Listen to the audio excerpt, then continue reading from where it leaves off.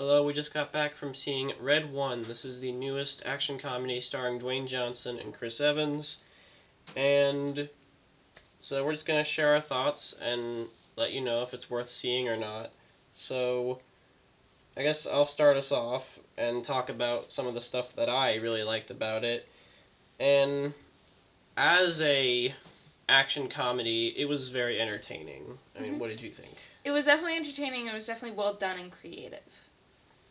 Yeah, talking about the creative aspects, I think the best part about this movie is, like, the Christmas skin that's wrapped around it.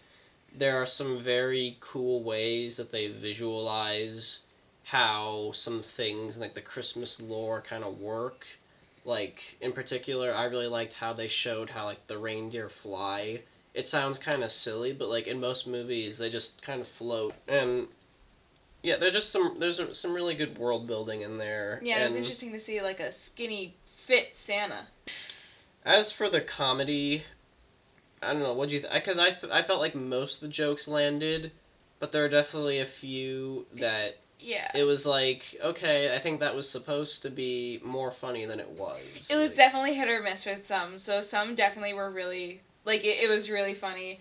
And then some, it was like, I think that was supposed to be funny, but that was just corny and cringy and cheesy and all those other words that just, like, no, don't do that. This movie was directed by the same guy who directed the last two Jumanji movies. Oh, that explains. So Yeah. It makes sense that he would do another action comedy, but Yeah. I felt like the humor here wasn't as strong as it was in those Definitely Jumanji not. movies. Definitely not. But I guess we'll talk a little bit about the action. We talked about the comedy and the Yeah. Christmas stuff a little bit, but let's talk about the action. I felt for the most part it was pretty good, but there were definitely some scenes where it was like really dark. Yeah. And there's a lot of like big camera movement, so it's kind of hard to track like, all follow. of it. Yeah. Honestly, I think the best action sequence, it's not a spoiler because it was in the trailer, but the snowman sequence, I think that was the best one. I think that was my favorite. Because, for one, it was in daylight, but also it was just the best filmed. Yeah, and there were definitely some weird parts to certain action scenes that I'm not going to say because I don't want to spoil, but it was, like, interesting how they did them, and then there were other parts where it was, like, I don't know what I just saw because the camera was over here and the action was over there, and it's like, what did I miss? Because now he's on the ground. When did that happen? Like, some janky stuff. Yeah, actually, that'll kind of lead me into our next point, the CGI, because it was really back and forth, where some shots looked really good, and it was like, yeah, that's how I expect CGI to look nowadays. And then other shots... It was like, do you have a budget? It was very cartoony at times. In particular, there were shots of, like, Dwayne Johnson jumping from, like, 80 feet in the air, or it's Santa Claus doing some huge stunt, and it's like, okay, that's very obviously a CGI double just doing these crazy things. Yeah, there was one scene where Dwayne Johnson jumped, and, like, it looked like his foot hit the wall, but he kept going, and it was like, okay. And, like, Garcia, the polar bear, if he ever touched someone, it looked really weird. It was like, he looked really good on his own, but whenever he touched someone or was near someone, it didn't look right. Yeah, there's definitely some uncanniness to some of the shots, but actually that also leads me to another point I want to talk about. There are some really fun characters. Oh, yeah. Like, Definitely. Garcia, the He's my polar favorite. bear. Like, they introduced some really fun characters, but because the movie is like this kind of globe-trotting adventure that's just starring Dwayne Johnson and Chris Evans, a lot of those fun characters get left behind, Yeah. and so you don't get to see as much of them as you'd probably like to. Like, my favorite character was Garcia, and we only saw him maybe a total of 6-ish minutes, right? Like, not a lot. Yeah, he didn't have a ton of screen time. But he was my favorite character. He was definitely a standout because he was fun. And that actually, another thing, J.K. Simmons cast as Santa Claus, that sounds like so much fun. Yeah. And because the plot is about him getting kidnapped, obviously, We don't he see doesn't him. get to do a whole lot in the movie. Yeah. It's like, you got J.K. Simmons as Santa Claus, this is awesome. Santa Claus is gone, alright. He's gone for the Here's a Christmas movie most of the without movie. Santa Claus.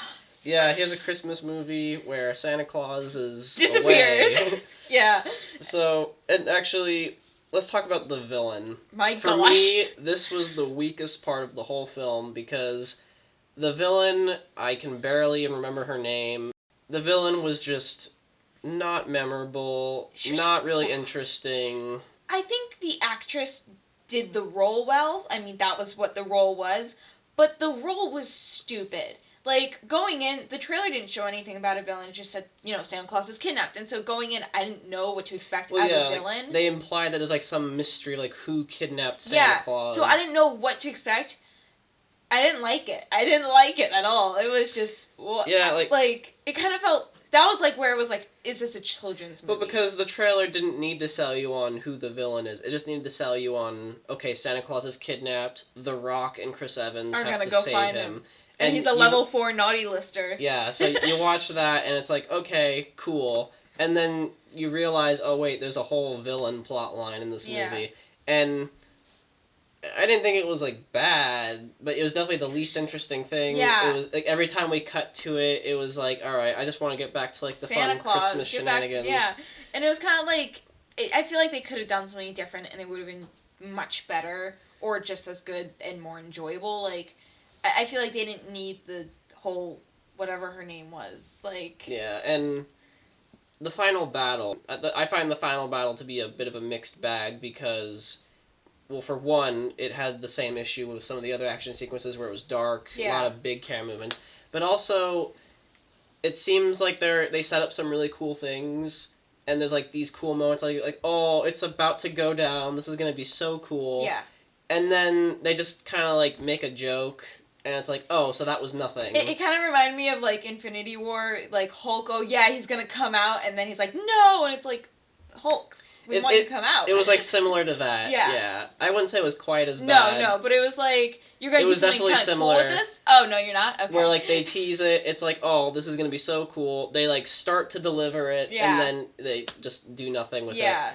So, and that kind of, I won't say that really leads into my next point, but it feels like there are some very obvious jokes that they could have made that they didn't. They didn't. Like, they introduced the Krampus character, and they, like, talk about, like, his ties to Santa Claus, and in the trailer, they literally show Santa Claus working out, he's ripped, and, like, he's the this giant guy. Thing. Yeah, and they show there's this game, the Krampus Schlop, and then it's like, okay, well, there you go. Have a fun scene, maybe a post-credit scene, where Santa Claus is playing Krampus Schlop.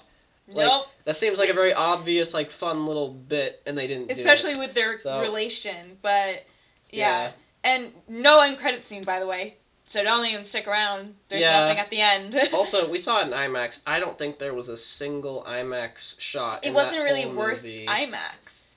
And to explain to anyone who doesn't really fully understand IMAX, basically most movies are like a thin rectangle with the black bars. Everyone's used to seeing those black bars in the movie. And the idea of IMAX is it kind of like expands it so you see a little bit more of the image. Yeah.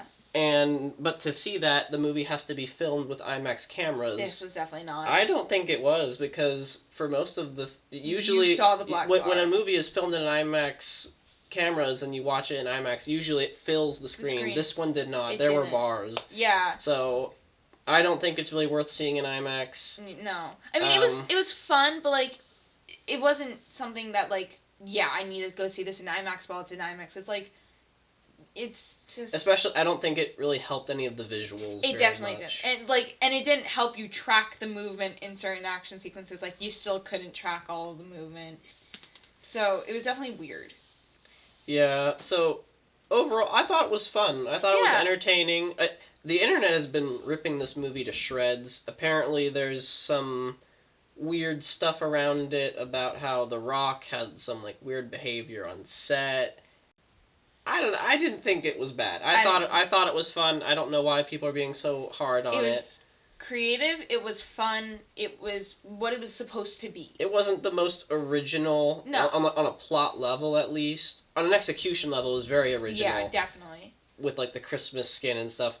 But the plot of, like, oh, someone's kidnapped. We need to find someone who can help us find him. Like, we've seen that kind of thing played out before. For a Christmas movie, it was, like, a nice change of pace. It wasn't like solely on the whole Christmas. It was more about like the magic and like the good and bad versus like this is a Christmas. It was more like just I don't know how to describe it, but it was just a nice change of pace. Like, it wasn't solely focused on this one holiday. It was focused on the creativity and the happiness and joy around it.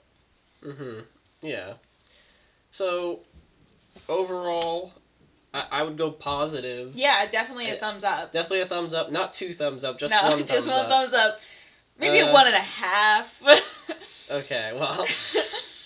Yeah, I'd go positive. I'd give it overall on a number scale. I think I'd probably go like a 7, maybe 7.5 out of 10. I was gonna be a little nicer. I was gonna be like 8.5 out of 10. Wow. Well, also I feel like because I wasn't expecting too much out of it, I got more than I wanted, and so for me that was perfect. As for everyone else out there, whether you should see it or not, I'd say let the trailer be your guide. Yeah. If you watch the trailer and you enjoyed it, you think it looks like a lot of fun, you'll probably have a lot of fun with the movie. It delivers what you'd expect. And if the trailer didn't pique your interest, it's not for you.